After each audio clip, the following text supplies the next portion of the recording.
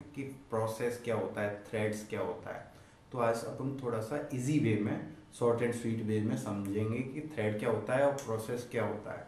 ठीक है, हमेशा ज़्यादातर ऑपरेटिंग सिस्टम में से, प्रोसेस में से, डेडलॉक में से क्वेश्चन पूछा जाता है और थ्रेड में से हमेशा पूछा ही जाता है। इसलिए आज अपन थ्रेड के कॉन्सेप्ट को क्लियर करेंगे। ठीक है दोस्तों, तो चलिए चलते हैं। देखो, थ्रेड क्या होता है? Smallest unit of processing that can be performed in an operating system. It always exists within a process. That means single process may contains multiple threads. यानी ये कह रहा है कि जो थ्रेड होता है वो हमेशा प्रोसेस के अंदर होता है। ठीक है, यानी थ्रेड कहाँ एग्जिस्ट करते हैं? किसी पर्टिकुलर प्रोसेस के अंदर। और थ्रेड्स, एक प्रोसेस के अंदर बहुत सारे थ्रेड्स हो सकते हैं, मल्टीपल थ्रेड्स हो सकते हैं एक प्रोसेस के अंदर। अब देखो, थ्रेड्स क्या होता है? जो काम प्रोसेस का होता है सेम काम थ्रेड्स का होता है। जैसे कोई प्रोसेस है ये, ठीक है, P1 नाम है इस प्रोसेस का, और इसमें यहां मैंने राउंड सर्कल बना दिए छोटे छोटे, यानी 5 है ये, 1 2 3 4 5। ये 5 क्या है? थ्रेड्स। किसके अंदर है? एक प्रोसेस है P1, उसके अंदर क्या है? 5 थ्रेड्स। अब ये 5 थ्रेड्स अपना पर्टिकुलर अलग अलग काम करेंगे, हो सकता है एक ही काम करें। और फायदा क्या है इनको फायदा यह है कि एक ही प्रोसेस के अंदर एग्जिस्ट करते हैं मल्टीपल थ्रेड्स, एक से ज्यादा थ्रेड्स एक ही प्रोसेस के अंदर हैं। तो वो क्या करेंगे? शेयरिंग किसकी? रिसोर्सेज की, कम्युनिकेशन की, डाटा की, बहुत सारी चीजों की वो आपस में शेयर कर सकते हैं। और शेयर कर लेंगे आपस में तो सीपीयू का टाइम बचेगा और प्रोसेस जल्दी एग्जीक्यूट होगी। ठीक है, तो सबसे पहले तुमको समझना है कि थ्रेड क्या था। थ्रेड एग्जिस्ट करती है किसके अंदर? प्रोसेस के अंदर। स्मॉलेस्ट यूनिट ऑफ प्रोसेस, इसको ऐसे भी कह सकते हो, स्मॉलेस्ट यूनिट ऑफ प्रोसेस। तो किसी प्रोसेस की सबसे छोटी जो यूनिट है वो क्या कहलाएगी? थ्रेड। ठीक है, कहां पे होती है? ऑपरेटिंग सिस्टम में। प्रोसेस के जब प्रोसेस चलती है, it always exist with in a process. तो ये कहां पे हमेशा रहती है? किसी हर पर्टिकुलर प्रोसेस के अंदर थ्रेड्स एग्जिस्ट करती है। दैट मीन्स सिंगल प्रोसेस, किसी एक प्रोसेस के अंदर may contains multiple threads, बहुत सारी थ्रेड्स हो सकती हैं। जैसे ये मेरी एक प्रोसेस है, ठीक है, इसके अंदर ये 1 2 3 4 5 क्या है? हमारी थ्रेड्स। ठीक है, तो मल्टीपल थ्रेड्स हैं और ये आपस में रिसोर्सेज को क्या कर रहे हैं? शेयर कर रहे हैं। देखो, दूसरा एग्जांपल मैं आपको बताऊं कि अपना जो घर में अपन फिटिंग कराते हैं, लाइट फिटिंग कराते हैं, इलेक्ट्रिसिटी फिटिंग कराते हैं, तो पाइप जाता है और पाइप में बहुत सारे वायर जाते हैं। कोई पंखे के लिए जा रहे हैं, फिर वो पंखे पे से फैन के लिए जा रहे हैं, फैन पर से एसी के लिए जा रहे हैं, एसी पर से वो बल्ब के लिए जा रहे हैं, एलईडी के लिए जा रहे हैं, टीवी के लिए जा रहे हैं। तो वो पाइप तो पूरा क्या हो गया? प्रोसेस। उस पाइप के अंदर ढेर सारे वायर्स हैं जो इलेक्ट्रिसिटी को क्या कर रहे हैं? फ्लो कर रहे हैं अलग अलग जगह पर, यानी अलग अलग टास्क को वो पूरा कर रहे हैं। तो वो वायर्स क्या कहलाएंगे? Particular threads. और वो पूरा पाइप क्या कहलाएगा? प्रोसेस। फॉर एग्जाम्पल ऐसे देखिए, ये अपना पूरा पाइप है इलेक्ट्रिसिटी का, उसमें बहुत सारे वायर गए हैं।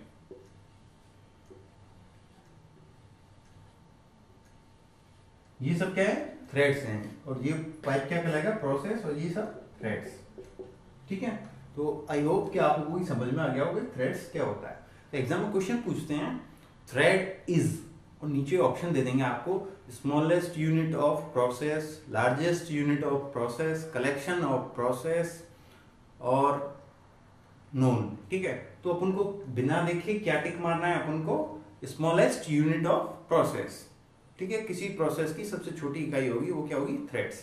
ठीक है, और ये मल्टीपल हो सकती हैं थ्रेड्स, एक प्रोसेस के अंदर मल्टीपल थ्रेड्स हो सकती हैं। दूसरा जो क्वेश्चन बनता है वो यहां से बनता है, टू टाइप्स ऑफ थ्रेड्स या टाइप्स ऑफ थ्रेड इज। नीचे क्वेश्चन दे दिए यूजर लेवल, कर्नल लेवल। ठीक है, user level operating system level, user level shell level, user level command level. तो अपन को याद रखना है कि थ्रेड्स 2 टाइप की होती है। एक तो यूजर लेवल की, यानी जो यूजर की पर्टिकुलर टास्क को कंप्लीट करती हैं, और दूसरी होती है कर्नल लेवल। तो कर्नल का कॉन्सेप्ट मैंने बहुत इजी वे में समझाया था। जिन लोगों को नहीं पता वो मेरी प्लेलिस्ट में जाके व्हाट इज कर्नल नाम से वीडियो है, प्लेलिस्ट में 62 वीडियोस हैं, उनमें एक वीडियो है व्हाट इज कर्नल, उसको समझ लेना। जीवन में नहीं भूलोगे कि कर्नल क्या होता है, उसमें मैंने बहुत अच्छा कॉन्सेप्ट समझाया था। तो कर्नल वैसे अभी बता दूं थोड़ा सा आपको, किसी भी ऑपरेटिंग सिस्टम के अंदर, किसी भी सिस्टम के अंदर जो हार्ट होता है सिस्टम का, वो क्या कहलाता है? कर्नल। और कर्नल क्या होता है वैसे एक्चुअली में? कर्नल एक तरीके का प्रोग्राम होता है। ऑपरेटिंग सिस्टम क्या है? Operating system collection of programs है, जैसे window XP, window 8, window 7, Linux, Unix, ये सब क्या है? Operating system.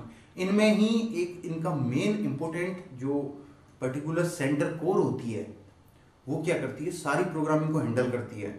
यानी हार्डवेयर को भी, डाटा को भी, इनपुट आउटपुट, और GUI graphical user interface, shell के साथ इंटरफेस। यानी जीयूआई इंटरफेस किसके साथ करता है? सेल के जरिए। यानी हम इंटरफेस किससे करते हैं? कमांड के जरिए, तो वो क्या है? सेल।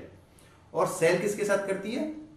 कर्नल के साथ। तो कर्नल क्या है? मेन कोर है। यानी अब क्वेश्चन यहां से बन जाता है कि kernel is head of operating system, head of operating system, controller of operating system, all of above.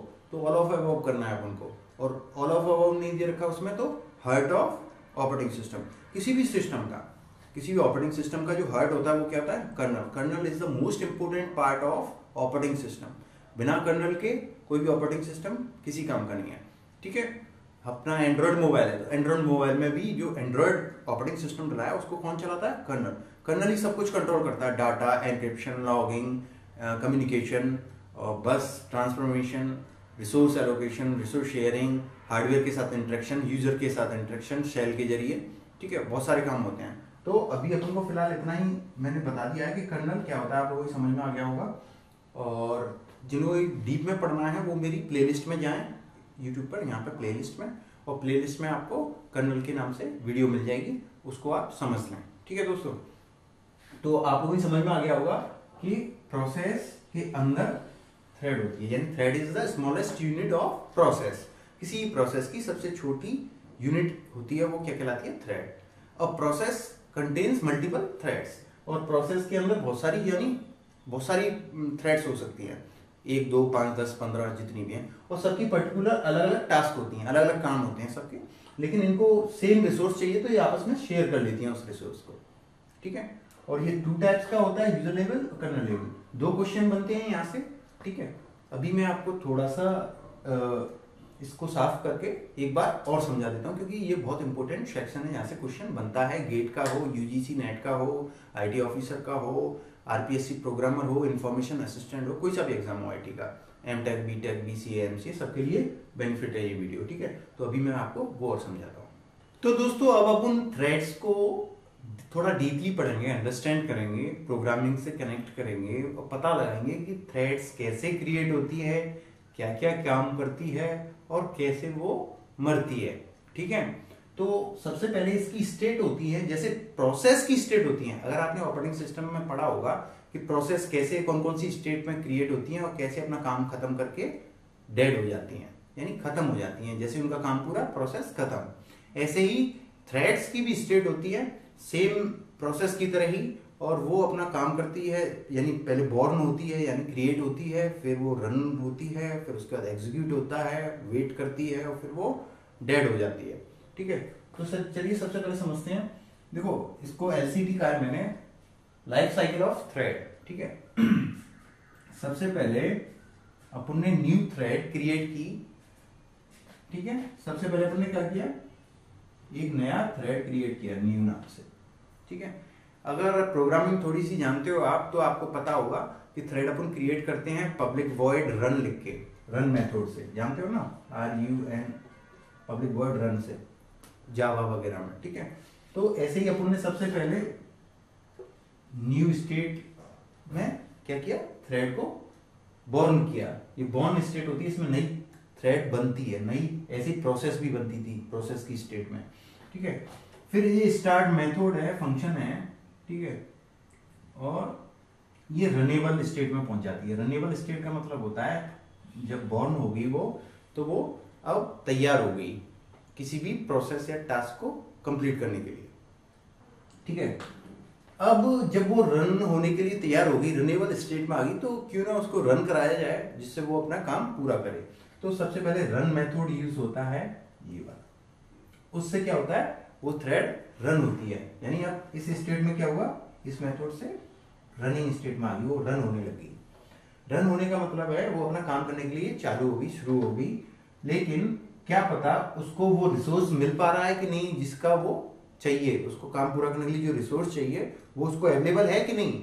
अगर नहीं है अवेलेबल तो वो वेट करती है, थोड़ा सा टाइम है तो वेट करती है, वरना स्लीप मोड में चली जाती है। स्लीप मोड में मीन्स फ्लैग हो जाता है उसके लिए, वो थोड़ा सा एडवांस कॉन्सेप्ट है, उसको बाद में समझेंगे। यानी वो वेट करती है और जैसे ही उसका वेट पूरा हो जाता है वेटिंग स्टेट से, तो अपना एग्जीक्यूशन करके और बाहर निकल जाती है, यानी डेड स्टेट में आ जाती है। यहाँ पे एंड ऑफ थ्रेड हो जाता है, यानी थ्रेड का एग्जीक्यूशन पूरा तो थ्रेड खत्म प्रोसेस की तरह। तो ये सिंपल है, ये मैंने थोड़ा सा इसलिए बताया क्योंकि कभी कभी इसमें से भी क्वेश्चन पूछ लेता है। The life cycle of thread is, और वो आपको क्वेश्चन थोड़ा सा घुमा के देगा तो आप थोड़े कंफ्यूज हो जाएंगे। वो आपको देगा thread life cycle state is, ठीक है, और वो आपको ऐसे लिख के दे देगा new comma runnable comma running comma waiting comma dead. दूसरे में इस पैटर्न को चेंज कर देगा, इसको यहां कर देगा, इसको यहां कर देगा, इसको यहां कर, तीसरे में अलग डिफरेंट पैटर्न, चौथे में अलग।